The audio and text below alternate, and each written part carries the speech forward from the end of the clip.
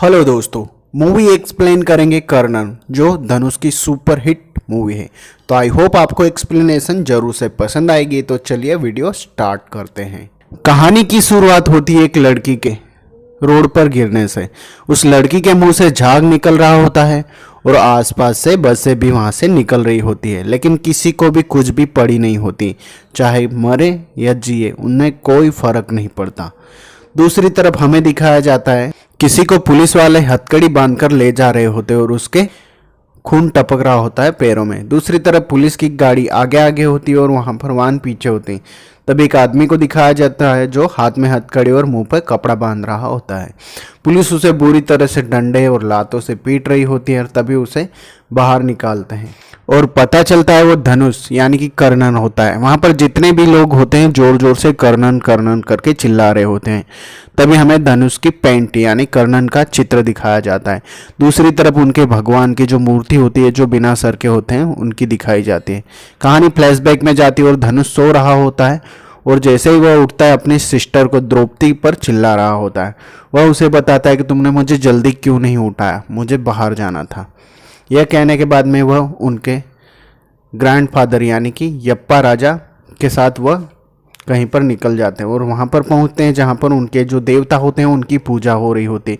उन गांव वालों का मानना होता है कि जो भी इंसान तलवार उठाएगा वही उस तलवार का रक्षक होगा और देवता उन पर राजी रहेंगे।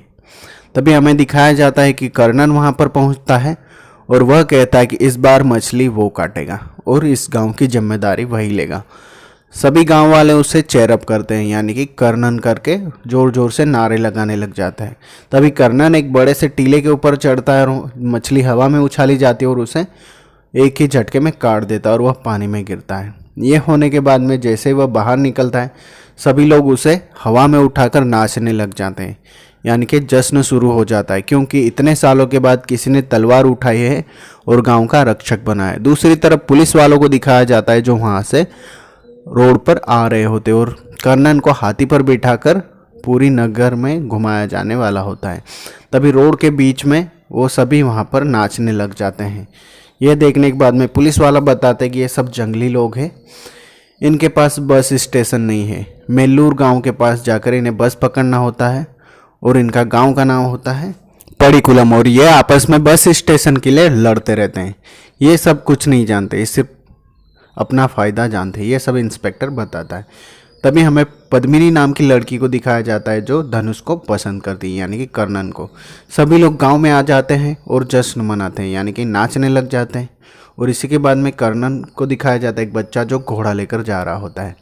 दूसरी तरफ हमें दिखाया जाता है वहाँ गाँव के एक बुजुर्ग आदमी अपनी बेटी को पढ़ाने के लिए मेल्लूर गांव के बस स्टेशन पर पहुंचते हैं क्योंकि बस उनके गांव में नहीं रुकती।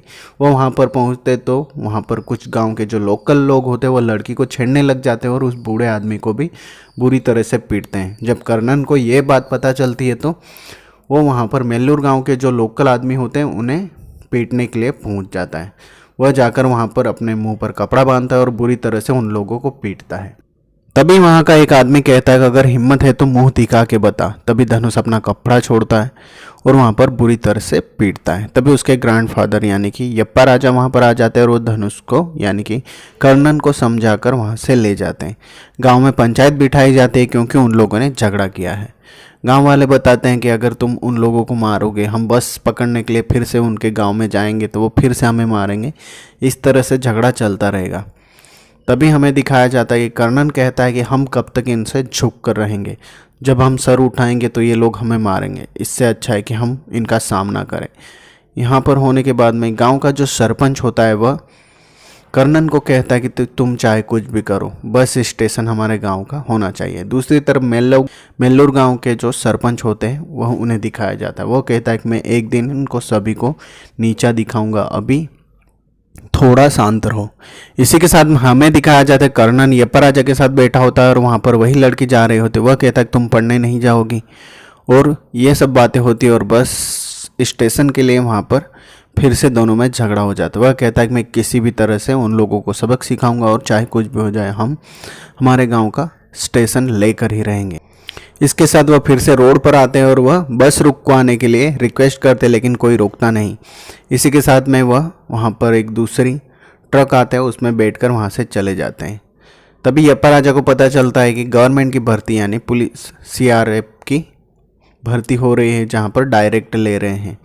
इसी के साथ में कर्नन को भी वहाँ पर भेजा जाता है ताकि उसका भी सिलेक्शन हो जाए और वह सरकारी नौकरी लग जाए। वह ट्रेनिंग देता है। इसी के साथ में जब वो वापस आता है बस बैठने के लिए, बस वो वहाँ पर बैठ जाता है।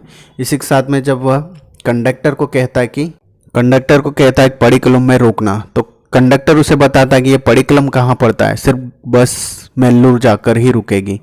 यह दोनों में बहस हो रही होती और तभी पड़िक्कलम गांव उनका आ जाता है, तो धनुष चलती बस से यानी कर्नन चलती बस से कूद जाता है। यह होने के बाद में कंडक्टर बस रोकता है और सभी लोग वहाँ से नीचे उतर जाते हैं और उसे समझाते हैं। यप्पा राजा उसे कहते हैं कि तुम्हें ऐसा नहीं करना था, तुम्हें चोट लग सकती थी। और यह सुनने के बाद में कर्नन गुस्से से वहाँ पर चला जाता है। तभी पद्मिनी वहाँ पर आती है और वह उसे समझाती है कि तुम ऐसा क्यों करते रहते हो, और पद्मिनी उसे बताती है कि वह उसे पसंद करती है यानी कि प्यार करती है। दोनों एक दूसरे के गले लगते हैं और दोनों में लव स्टोरी शुरू हो जाती है। दूसरी तरफ हमें दिखाया जाता है कि गांव के लोग फिर से इकट्ठे होते हैं और बातें करते हैं। और इसी के साथ में कर्नन अपने गांव का पड़िक्कलम का बोर्ड वहाँ पर लगा देता है। तभी कुछ लोग वहाँ पर आते हैं और उस बोर्ड को फिर से उखाड़ कर फेंक देते हैं। दूसरी तरफ कर्नन के जो पिताजी होते हैं उन्हें रात को सपना आता है और वही लड़की जो स्टार्टिंग में मर चुकी होती है उसकी आत्मा आती है और तभी बताती है कि उसके जो पैसे हैं वह घर में वह गाड़ कर रखी हुई होती। यह बात होने के बाद में कर्नन अपने घर में गड्ढा खोदने में लग जाता है। जब वह गड्ढा खोदता है तो वहाँ से पैसे निकलते हैं और इस बात से लेकर वह अपनी बहन की डेथ होने की वजह से फिर से वह गुस्से में आ जाता है। पद्मिनी से वह बात करता है लेकिन पद्मिनी गुस्से में होती है और वह उससे झगड़ा कर वहाँ से चली जाती है। गांव में तभी एक बुजुर्ग की डेथ हो जाती है और गांव में उनके शोक पे डांस किया जाता है। तो यप्पा राजा वहाँ पर गाना गाते हैं और यह देखने के बाद में पद्मिनी का जो गुस्सा होता है, धनुष यानी कि कर्नन वहाँ उन लड़कियों के साथ में नाचने लग जाता है। और इसी के साथ में हमें दिखाया जाए कि यप्पा राजा समझाते हैं कि इतना गुस्सा ठीक नहीं, कबड्डी का मैच है, तुम हमारे साथ कबड्डी खेलने चलो। तो वो मेल्लूर गांव में जो कबड्डी का आयोजन होता है वह वहाँ पर पहुँच जाता है। जैसे ही धनुष यानी कि कर्नन की एंट्री होती है, वहाँ के जो लोग होते हैं वह चीटिंग करने में लग जाते हैं और उन्हें कबड्डी टीम से बाहर निकाल देता है और सभी लोग वहाँ से चले आते हैं। दूसरी तरफ हमें दिखाया जाता है कि यप्पा राजा उन्हें समझाते हैं कि तुम इतना गुस्सा क्यों करते हैं। तो कर्नन उन्हें कहता है कि क्या करें, ये लोग हमें दबाते चले जाएंगे और हम दबेंगे नहीं, हमें सर उठाना है, हम इनके सामने झुकेंगे नहीं, हमें लड़ना है। तभी गांव के कुछ लोकल आके मेल्लूर के जो सरपंच होते हैं उन्हें समझाते हैं कि ये लोग फिर से हमसे ऊंची आवाज़ में बात करते हैं। दूसरी तरफ रोड पर दिखाया जाता है कि यानी कि पड़िक्कलम गांव का उनके गांव के जो लोग होते हैं वो बस का इंतज़ार करते हैं, लेकिन बस वाला फिर से रोकता नहीं और एक बच्चा गुस्से में आकर बस को पत्थर मार देता है। तो कंडक्टर बस रोककर नीचे उतरता है और यप्पा राजा को पीटने लग जाता है और वह बुरी तरह से मार खाते हैं, कुछ नहीं बोलते। यह सब दूर से कर्नन देख रहा होता है। तभी अचानक से उसे गुस्सा आ जाता है और वहाँ पर डंडा होता है वह उठाकर सीधे बस के पास जाता है और वहाँ पर दे मारता है और वह उसका कांच तोड़ डालता है। कंडक्टर और बस ड्राइवर उसकी तरफ दौड़ते हैं तो उन्हें भी लकड़ी से वह पीटने लग जाता है। यह सब देखने के बाद में गांव के जो भी उसके साथ जो आदमी थे वह भी गुस्से में आ जाते हैं और वह भी बस को पूरी तरह से तोड़ने में लग जाते हैं, क्योंकि पूरा जो गुस्सा होता है वह उतार देते हैं। तभी मेल्लूर गांव के लोकल आदमी भी वहां आ जाते हैं और दूर से खड़े खड़े चुपचाप देख रहे होते हैं, क्योंकि वह समझ चुके होते हैं कि यह अब हमें भी पीटेंगे।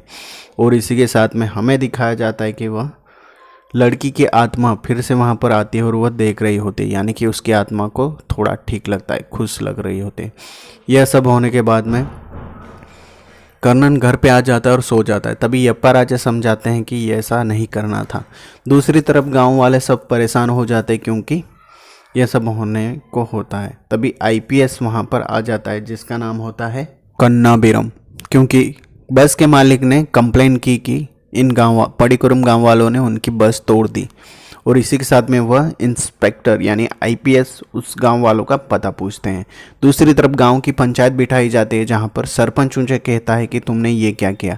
तभी कर्नन उनसे कहता है कि हम कब तक झुकेंगे, हमें बस स्टेशन किसी भी तरह से लेना होगा। और तभी सरपंच उसे कहता है कि हम तुम्हारे साथ हैं। तभी आईपीएस और पुलिस की टीम वहाँ पर पहुँच जाती है और वह कहती है कि किन लोगों ने यह काम किया। तभी सरपंच उसे कहते हैं कि सर, हमारे गांव के लड़के सब सीधे साधे हैं, ऐसा कुछ नहीं कर सकते, हमें नहीं पता। यह सब जानने के बाद में कन्नीबरम कहता है कि मुझे बैठने के लिए कुर्सी दी जाए, और वह कुर्सी मंगवाते हैं लेकिन कोई भी उसे कुर्सी लाकर नहीं देता। और तभी वहाँ पर गर्मा गर्मी हो जाती है और गांव वाले भी झुकने के लिए तैयार नहीं होते और इंस्पेक्टर उन पर दोष जमाने लग जाता है। यह सब होने के बाद में इंस्पेक्टर बुलाता है। तभी गांव का सरपंच उसे धनुष के यानी कि कर्नन की पूरी टीम के जितने भी आदमी थे उन्हें बुलाता है। तभी इंस्पेक्टर उसकी कॉलर पकड़ता है और कहता है कि तुम्हें चर्बी चढ़ी हुई है। तभी बस का मालिक कहता है कि सर, इन्हें छोड़ दीजिए, मैं अपनी कंप्लेंट वापस लेता हूँ। और वो अपनी कंप्लेंट ले लेता है और गांव वाले खुश हो जाते हैं, सभी वहाँ से चले जाते हैं। दूसरी तरफ हमें दिखाया जाता है कि उसी तलवार की रखवाले के लिए कर्नन की माँ ने उस तलवार को पानी में फेंक दिया होता है। कर्नन दौड़ते हुए वहाँ पर पहुँचता है और तलवार निकाल लेता है। दूसरी तरफ इसी बात को लेकर वह कन्नीबीरम इंस्पेक्टर जो होता है वह सरपंच को और गांव के कुछ लोगों को पुलिस स्टेशन में साइन करने के लिए उन्हें बुलाता है। तभी गांव की कुछ औरतें कर्नन के पास आती है और वह कहती है कि सरपंच जी और अभी तक लौटे नहीं हैं। कर्नन गांव का ट्रैक्टर लेकर अपने गांव के कुछ आदमियों को लेकर पुलिस स्टेशन पहुंचता है और वह उनसे पूछता है, लेकिन वह कहते हैं कि वो तो कब के यहाँ से चले गए हैं। यह होने के बाद में सामने चाय की दुकान होती है, वहाँ पर कर्नन बैठता है और वह चाय पी रहा था। तभी वहाँ पर एक जो बच्चा होता है वह उससे पूछता है, क्या तुमने 4-5 बुजुर्ग आदमियों को देखा? तभी वो बच्चा बताता है कि पुलिस स्टेशन में मैं कल चाय देने गया था और वहाँ पर उन्हें बहुत देर तक खड़ा रखा। इसके बाद में इंस्पेक्टर साहब आए और वो बुरी तरह से उन लोगों को पीटा और उन्हें बार बार बहुत ही बेरहमी से मार रहे थे। यह सब बच्चा कर्नन को बताता है। वह बताता है कि वो बूढ़े आदमी उनसे भीख मांग रहे थे, मत मारिए, लेकिन वह बुरी तरह से उन्हें पीट ही रहा होता है। यह सुनने के बाद में कर्नन को गुस्सा आ जाता है और जैसे ही खड़ा होता है वो पुलिस स्टेशन के अंदर की तरफ भागता है। वहाँ से एक डंडा उठाता है और वो इंस्पेक्टर को मारता है। और यह देखने के बाद में गाँव के जितने भी लोग होते हैं वो भी आ जाते हैं और पुलिस वालों को बुरी तरह से दौड़ा दौड़ा कर वहाँ पर मारते हैं। और कर्नन जोर जोर से दादा दादा करके चिल्ला रहा होता है। और जब वह ऊपर जाकर देखता है तो वहाँ पर सभी सरपंच और गांव के लोग पड़े हुए होते हैं। उन्हें उठाकर वह ट्रैक्टर में डालता है और वहाँ से ले जाता है। और वह बुरी तरह से इमोशनल हो जाता है क्योंकि उसकी वजह से ये सब शुरू हुआ। गांव में आकर वह सभी लोगों को नीचे उतारता है और तभी वहाँ पर सरपंच उसे बताता है कि मैंने पगड़ी नहीं उतारी, इसीलिए उस इंस्पेक्टर ने मुझे बुरी तरह से मारा, क्योंकि हम छोटी जाति के लोग हैं, हम सर नहीं उठा सकते। इसीलिए यह सुनने के बाद में कर्नन उसे कहता है कि हम किसी को भी छोड़ेंगे नहीं और अभी सभी को हम मुंह तोड़ जवाब देंगे। और गांव वाले भी उसके साथ हो जाते हैं और गांव के आसपास पूरी तरह से कांटे जितने भी यानी कि पूरी तरह से कांटों से दीवार खड़ी कर देते हैं ताकि कोई भी बाहर का आदमी उनके गांव के अंदर नहीं आ सके। फिर से उसी लड़की बच्ची की आत्मा दिखाई देती है, जो यह सब होने पर थोड़ा सा उन्हें ठीक लगता है। दूसरी तरफ हमें दिखाया जाता है कि कर्नन और पूरे गांव के लोग रात को पहरा दे रहे होते हैं। तभी हमें दिखाया जाता है कि गांव का जो पोस्टमैन होता है वह वहां पर आ जाता है और उन्हें पता चलता है कि कर्नन का एडमिशन यानी कि उसे जॉब मिल गई है मिलिट्री में, आर्मी में। यह पता होने के बाद में गांव वाले उसे समझाते हैं कि तुम्हें आर्मी में जाना चाहिए, हमारे गांव से कोई भी सरकारी नौकरी नहीं है, तो किसी भी तरह से तुम जाओ। यप्पा राजा उसे अच्छी तरह से समझाते और वह कहता है कि नहीं, मैं तुम्हें नहीं छोड़ के जा सकता। तभी वह समझाते गांव का सिस्टम हम देख लेंगे और कर्नन वहाँ से निकल जाता है। दूसरी तरफ आईपीएस कन्नीबरम वहाँ पर पहुँचता है और साथ में कलेक्टर भी होता है और तभी वह गांव वालों को वार्निंग देता है, चुपचाप हमारे साथ चलो। तभी बच्चे वहाँ पर दौड़कर आते कहते हैं कि वह कलेक्टर को अंदर आने देंगे और वही उनसे बात कर सकता है। यह सब सुनने के बाद में कलेक्टर उन्हें कहता है किसी भी तरह से इन्हें पूरी तरह से पीटो।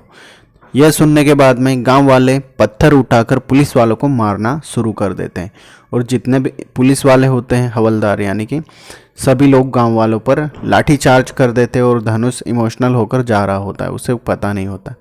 और गांव वालों को पुलिस वाले बुरी तरह से डंडे लेकर पीट रहे होते हैं। चारों तरफ पूरे गांव के जितने भी लोग होते हैं उन्हें बुरी तरह से मारते हैं, दौड़ाते हैं और घर से बाहर निकलकर घिसट घिसट कर मारते हैं। बूढ़े, बच्चे, औरतें कुछ किसी को भी नहीं छोड़ते, जो सामने आया उसे बुरी तरह से पीटते हैं।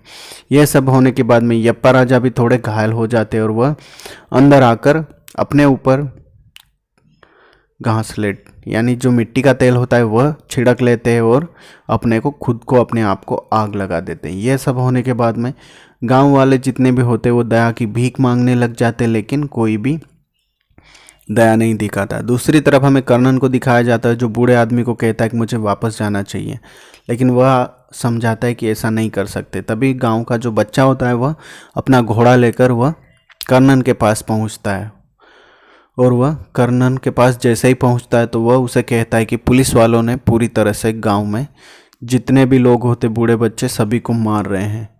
और तभी वह बूढ़ा आदमी उससे अपनी वही तलवार दे देता है और उसे कहता है कि तुम जाओ।